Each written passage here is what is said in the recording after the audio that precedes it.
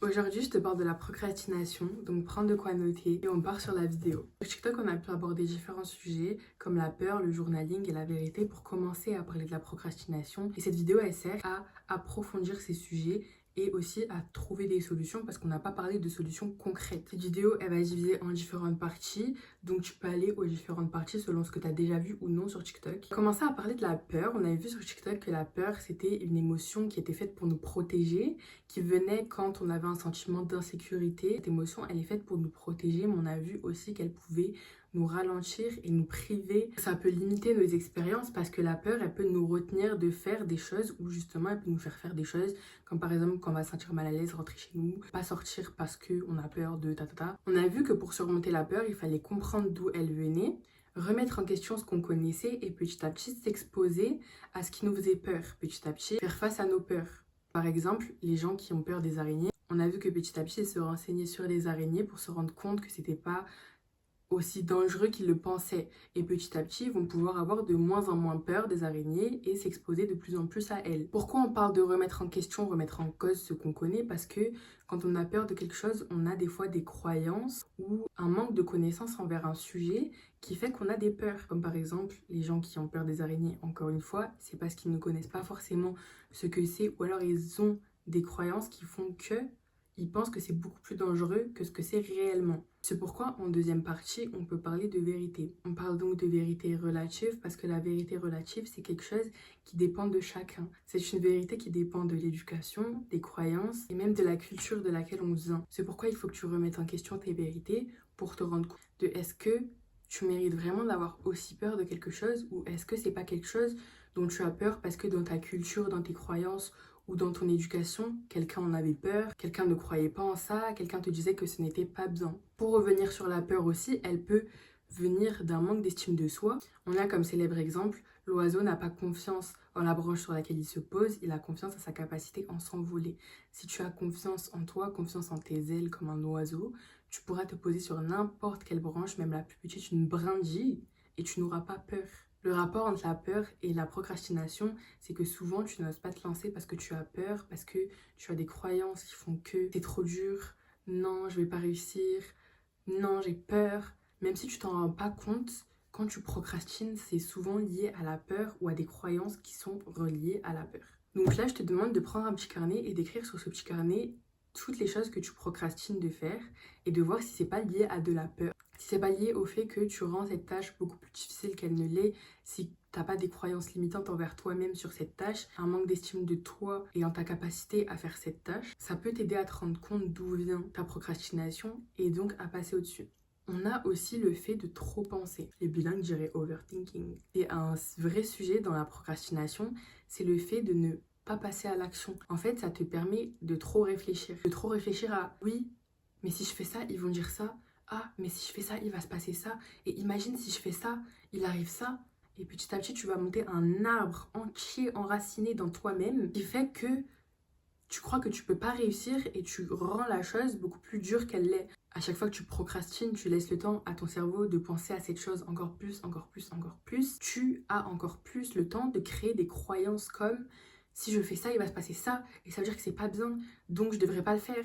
Et ça va donner encore plus de raisons de procrastiner et de perdre ton temps en fait. Et c'est pas le but. Le but c'est que vraiment tu réussisses tes projets, que tu avances dans ta vie et que tu fasses bien les choses. Donc il faut te rendre compte aussi que le fait de ne pas passer à l'action, ça peut engendrer de la peur parce que tu laisses le temps à ton cerveau de réfléchir sur tout ce qui pourrait se passer, sur toutes les raisons de pourquoi en vrai tu devrais pas le faire alors que ça pourrait être la plus belle chose dans ta vie. Tes vérités, elles ne peuvent que t'influencer en fait. Et du coup, c'est pour ça que tu devrais avoir des vérités qui sont très positives. C'est pour ça que tu devrais pas laisser les vérités de Pierre-Paul Jacques du voisin, le hater, atteindre parce que ce sont leurs vérités et heureusement que chacun a ses vérités, sinon il n'y aurait pas de débat à avoir en fait.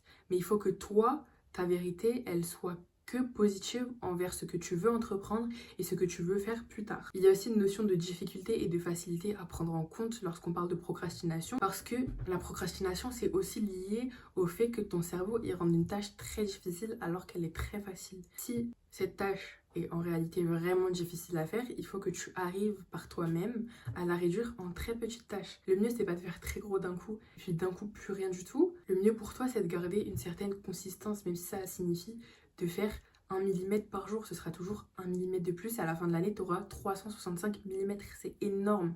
Alors que si en une journée, tu fais 20 millimètres et après, tu n'arrives plus à rien faire du tout de l'année, bah, c'est pas ce que tu veux en fait. Pour progresser et pour aussi passer au-dessus de la procrastination, il faut que tu te rendes compte de la notion de difficulté et de facilité. Beaucoup plus facile pour ton cerveau de le matin rester dans ton lit à scroller sur TikTok ou sur les réseaux plutôt que de te lever et d'aller faire ta séance de sport. C'est aussi beaucoup plus facile pour ton cerveau de t'asseoir dans ton canapé, de regarder la télé toute la journée plutôt que de te lever et aller travailler pour ce que tu veux. La réalité des choses, c'est qu'il faut que tu te rendes compte que actuellement, ce qui est difficile, ça te facilitera plus tard. Et par contre, ce qui est facile aujourd'hui te rendra ton plus tard beaucoup plus compliqué. Tu peux aussi faire en sorte de rendre tes tâches ou tes objectifs plus faciles en rendant ça comme un jeu. Par exemple, prenant un système de points, tu peux prendre un calendrier. Tu peux faire ça, par exemple, une semaine c'est égal à un niveau, un mois c'est égal à un niveau. Et du coup, le but, ce serait que chaque jour, tu aies un certain nombre de points et que si tu n'arrives pas à avoir ce certain nombre de points, et bien, tu repars au niveau 0.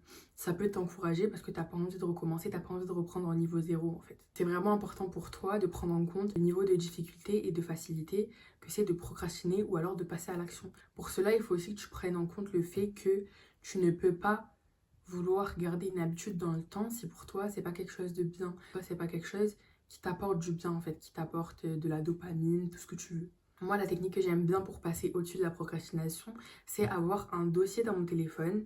C'est un dossier qui est rempli de notes et ces notes, ce sont des notes de choses que j'ai procrastinées. Quand je les ai fait, je me suis rendu compte que c'était pas aussi dur que ce que j'avais imaginé, c'était pas aussi compliqué que ce que j'avais imaginé, c'était pas insurmontable. C'est-à-dire que dans ces notes, il y a écrit la tâche que j'ai procrastinée et puis dans la note, j'ai écrit aujourd'hui j'ai fait ça que j'ai procrastiné depuis tant de jours.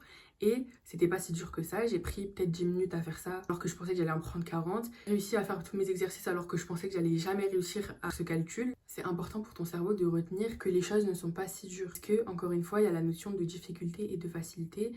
Et si tu ne passes pas à l'action directement, ton cerveau a tendance à rendre la chose beaucoup plus dure qu'elle l'est réellement. C'est pourquoi il faut que tu retiennes le positif et que tu retiennes quand tu fais des actions dont tu avais peur, des actions que tu procrastinais depuis longtemps, il faut que tu les retiennes et que tu en sois fier. En dernier, c'est un peu bête, dit comme ça, mais il faut passer à l'action. Quand tu ne passes pas à l'action, c'est là où ça te crée de l'anxiété, c'est là où ça te crée des croyances limitantes, c'est là où tu perds ton estime de soi, parce que aussi c'est un cercle vicieux de procrastiner, parce que quand tu procrastines, tu ne passes pas à l'action, ça te fait perdre de l'estime de toi, et ça te fait encore plus croire que tu ne pourras pas réussir à faire ce que tu entreprends. Ça te fera encore plus procrastiner, encore plus perdre de l'estime de soi, encore plus cercle vicieux en fait, qu'il faut que tu brises, donc il faut que tu te lèves, que tu réussisses à faire ce que tu as dit que tu allais faire. Encore une fois, il faut que tu retiennes que l'oiseau n'a pas confiance en la branche sur laquelle il se pose, il a confiance en ses ailes. Il faut que tu aies confiance en tes ailes, il faut que tu puisses te faire confiance en toi-même en fait. Il faut que tu te mettes à la place de quelqu'un que tu aimes très fort et imagine si à cette personne, à chaque fois, tu lui promettais « Ah bah demain, je vais aller courir avec toi. Ah bah demain, je vais boire tant de litres d'eau. Ah bah demain, je vais te faire ça parce que ça va te faire du bien. » Et au final, tu le fais pas, et bah cette personne, petit à petit, elle pourra plus compter sur toi en fait. Quand tu lui mets un plan, 2 plans, 3 plans, 4 plans, cette personne au final elle va plus attendre après toi et elle voudra plus te faire confiance. Et bien c'est exactement ce qui se passe quand tu dis que tu vas faire quelque chose et que tu ne le fais pas. C'est pourquoi ton cerveau de plus en plus il rend les tâches de plus en plus dures parce que à chaque fois tu lui mets des plans en fait. C'est ce qui se passe en réalité, c'est que tu dis que tu vas faire quelque chose et tu le fais pas. Donc tu te mets des plans à toi-même et tu peux même plus avoir confiance en toi-même. La chose la plus triste qui pourrait arriver pour toi. Parce que la personne avec qui tu vas passer toute ta vie, c'est toi-même. Et si tu te mets des plans à toi-même toute ta vie, comment tu vas finir en fait? Mais quand tu auras 80 ans et que tu penseras à l'adolescence que tu aurais pu avoir, à la vie que tu aurais pu avoir si tu avais entrepris les choses plus tôt, et le but plus tard, c'est vraiment pas que tu sois déçu de toi. Donc pour finir cette vidéo, je voulais te dire que c'est vraiment important pour toi-même que tu passes à l'action, que tu fasses les choses pour pas que tu les rendes plus dures qu'elles ne le sont. Il faut aussi que tu te rendes compte que sur le long terme, ça t'apportera que du mal de procrastiner autant.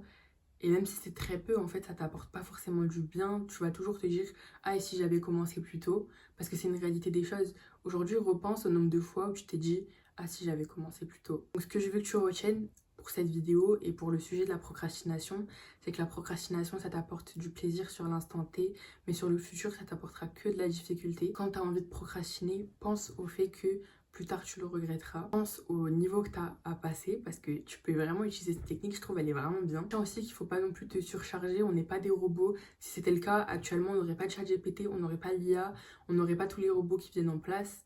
Donc ça sert à rien de te mettre des objectifs qui sont trop énormes en fait. C'est mieux que tu mettes des petits objectifs sur le long terme plutôt que des gros objectifs qui vont te surmener et qu'au bout de 2 jours tu vas devoir les arrêter parce que soit tu seras blessé, tu seras en burn-out en fait. C'est vraiment mieux pour toi que tu te donnes des petits objectifs à faire chaque jour. Retiens aussi que plus tu procrastines, plus ça te donne de quoi prendre la tâche encore plus difficile parce que ton cerveau est comme ça en fait. Ton cerveau se fait des idées tout le temps et il a une facilité à rendre les choses qui sont faciles très difficiles.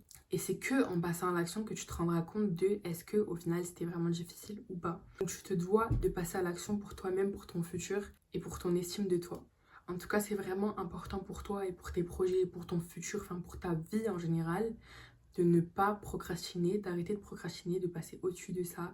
C'est normal qu'il y ait des jours dans la semaine où tu n'as pas envie de faire grand-chose, mais il faut quand même que tu réussisses à passer au-dessus. Il ne faut pas que tu sois déçu plus tard et il faut que tu réussisses à trouver un équilibre entre faire les choses et pas te surmener. Et passer à l'action, c'est ce qui fera que tu arrêteras de trop penser, de développer de l'anxiété. En tout cas, j'espère que tu pourras réussir tous tes projets, que ma vidéo t'a été utile. Je te fais de gros bisous.